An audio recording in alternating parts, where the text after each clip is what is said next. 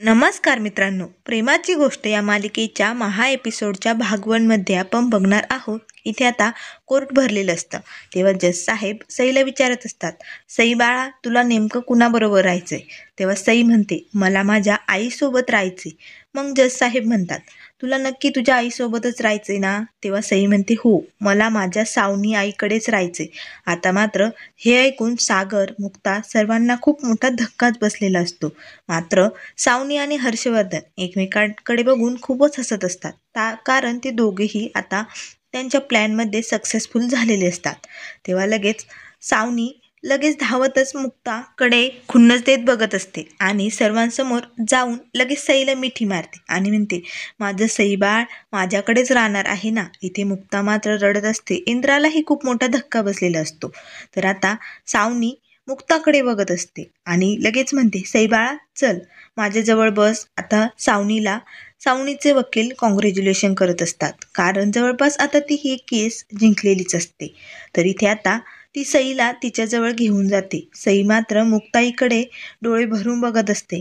जज साहेबांना समजलेलं असतं की सईला नक्की काहीतरी प्रेशर आलेलं आहे. ती दबावाखाली हे सर्व बोलत आहे. सई तिच्या जागेवर जाऊन बसलेली असते सावनी आणि हर्षवर्धन जवळ. मात्र ती सारखी मुक्ताईकडे बघत असते. त्यामुळे जज साहेब तिच्याकडे बघत असतात आणि आता तिचे डोळे सर्व काही सांगत असतात की नक्की कुणीतरी तिला दबाव दिलेला आहे, म्हणून ती असं बोलत आहे. तेव्हा आता जज साहेब म्हणतात, कोर्ट आता पुढच्या अर्ध्या तासानंतर निर्णय सांगेल आणि याच कोर्टात आता अंतिम निर्णय सांगण्यात येणार आहे. त्यामुळे अर्ध्या तासांनी सर्वांनी आतमध्ये यायचं, असे म्हणून आता कोर्ट सुटलेलं असतं. मग सावनी आणि हर्षवर्धन एकमेकांच्या हातात हात देतात आणि मुक्ता आणि सागरकडे बघून जोरजोरात हसू लागतात. इथे मात्र सागर खूपच भडकलेला असतो. त्याचा आता राग औरेनासा झालेला असतो. मात्र मुक्ता सारखी रडत असते. पण मात्र सई कुणाशीही न बोलता तिथून बाहेरच पळत जाते. त्यानंतर तिच्या पाठोपाठ हर्षवर्धन आणि सावनीही यांच्याकडे बघत हसतच बाहेर जात असतात. आता मात्र हे सर्व बघून सागरचा फारच राग डोक्यात गेलेला असतो. आता सई इथे पळतच माईंकडे येते आणि माईंना मिठी मारते आणि रडू लागते. तेव्हा माई म्हणतात, सई बाळा, काय झाले सांग बरं, बैस इथे, थांब मी पाणी घेऊन येते तुझ्यासाठी. असे म्हणून आता माई सईला पाणी आणण्यासाठी गेलेले असतात. तेवढ्यात हर्षवर्धन आणि सावनी तिथे येतात. सावनी म्हणते, हर्ष, तुझी स्माईल बघूनच सांगते, तू सगळं केलंय ना? कसं काय केलं बरं हे सगळं? तेव्हा हर्षवर्धन म्हणतो, ते सगळं नंतर सांगतो, सोड ना. आत्ता आपल्याला सेलिब्रेशनचं काहीतरी ठरवावं लागेल ना? तेव्हा लगेच सावनी म्हणते, पण मला ना आज खात्री पटली, तूच चांगला पार्टनर आहेस एकदम, त्या सागरपेक्षा तर खूपच छान.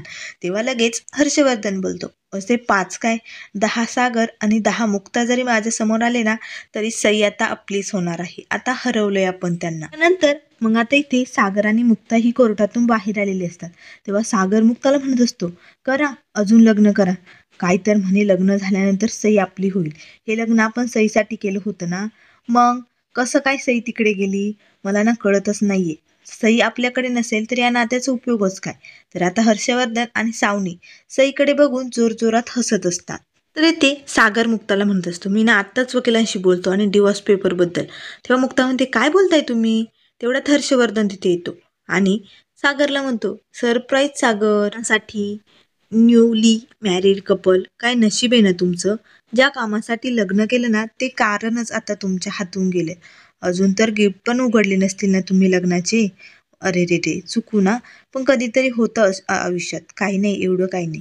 सागर मित्रा, तुझं हे लग्न जुन्या लग्नासारखं मोडणार तर नाही ना? यशस्वी होईल ना? हीच इच्छा आहे माझी बरं का, यशस्वी हो तुझं हे लग्न. तर आता सावनी सागरकडे बघून हसत असते. तेवढ्यात मुक्ताला फोन आलेला असतो तिच्या बाबांचा. ती फोनवर बोलण्यासाठी बाहेर बाजूला गेलेली असते.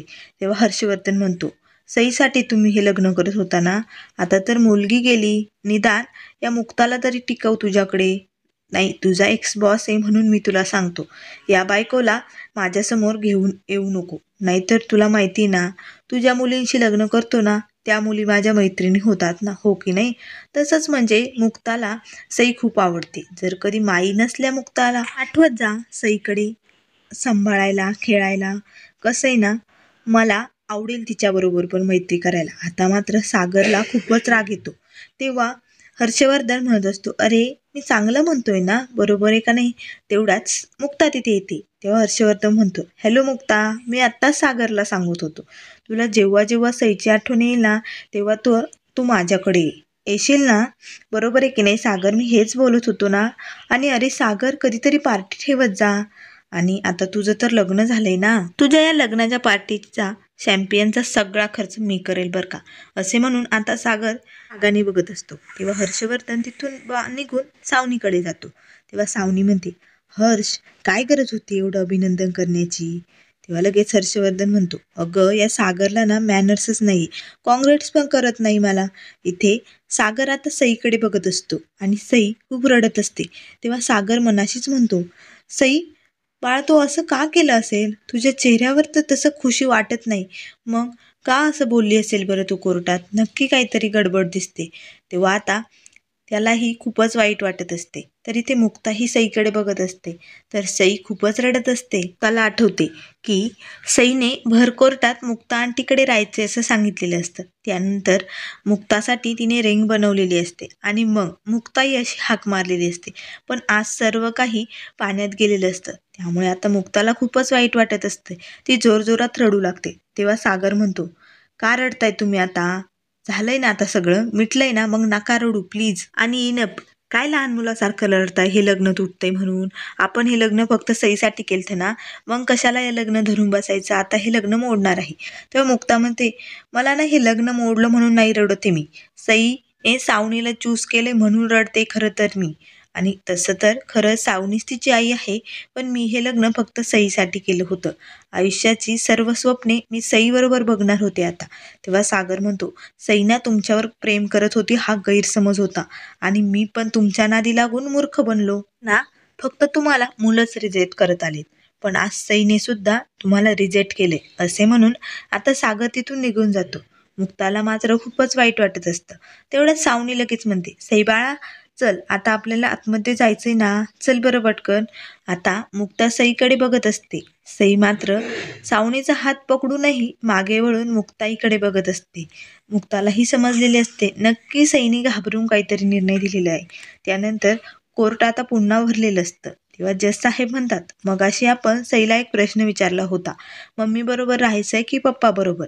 त्याचं उत्तर पण आपल्याला तिने दिलं होतं, पण काही दिवसापूर्वी तिने हेच उत्तर वेगळं दिलं होतं आणि आज आता वेगळं दिले. त्यामुळे कोर्टाला निकाल द्यायला जरा विलंब लागला. आता हे कोर्ट अंतिम टप्प्यावरती पोहोचलेलं आहे. त्यामुळे आता सर्व पुरावे बघून कोर्टाने अंतिम निर्णय घेतलेला आहे. यापुढे सई सागर कोळी तिच्या आईबरोबर राहील. आता सर्व कोळी फॅमिली खूपच नाराज होते, कारण आता सई कायमची सावनीकडे गेलेली असते. मात्र इथे सावनी आणि हर्षवर्धन खूपच खुश होतात. इथे मुक्ता तर खूपच रडत असते. तेव्हा जज साहेब म्हणतात, पुन्हा मी तुम्हाला स्पष्ट करून सांगतो, इथून पुढे सई सागर कोळी मुक्ता सागर कोळी म्हणजे तिच्या आईकडे राहील. आता मात्र हे ऐकून हर्षवर्धन आणि सावनीला धक्काच बसतो. तेव्हा लगेच सावनी उठून उभी राहते आणि म्हणते, नाही नाही, असं कसं होऊ शकतंय? शक्यच नाही. इथे मात्र सागर, मुक्ता, इंदिरा सर्वजण खूपच खुश झालेले असतात आणि छोटीशी सई तर जागेवरती नाचायलाच लागलेली असते. तेव्हा मात्र हर्षवर्धनलाही खूप मोठा धक्का बसलेला असतो.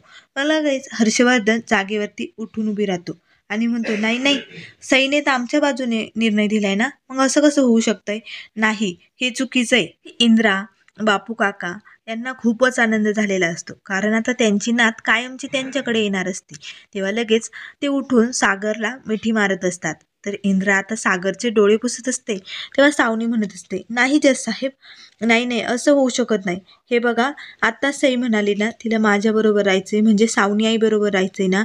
मग तेव्हा आता सावनीचे वकीलही म्हणतात की माय लॉर्ड, तुम्ही सईच्या निर्णयाचा पुनर्विचार करावा, कारण सईने तुम्हाला सांगितलंय ना सावनी आईकडे राहायचे म्हणून.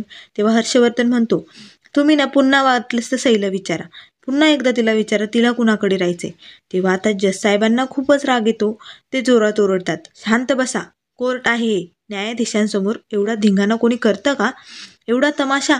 शांत बसा आणि मी तुम्हाला सविस्तरपणे सर्व काही सांगणार आहे. तेव्हा आता जज साहेब सर्वांना सांगू लागतात की मगाशी कोर्टाने जेव्हा वेळ दिला होता ना, तेव्हा मी सईशी बोललो होतो. तिने मला सर्व काही सांगितलेले आहे. मग जज साहेब आता सईला समोर बोलवतात आणि म्हणतात, सई बाळा, तू कुणाला घाबरली? तू मला केबिनमध्ये जे काही सांगितले ना ते आता सर्वांना सांग. इथे मात्र हर्षवर्धन आणि सावनी खूपच टेन्शनमध्ये आलेले असतात, कारण आता त्यांचा सर्व काही पर्दाफाश होणार असतो. तेव्हा जज साहेब म्हणतात, हे बघ सई बाळा, घाबरू नको, सर्व काही सांग. त्यामुळे मित्रांनो, आता पुढील भाग 2 मध्ये तुम्हाला बघायला मिळेल.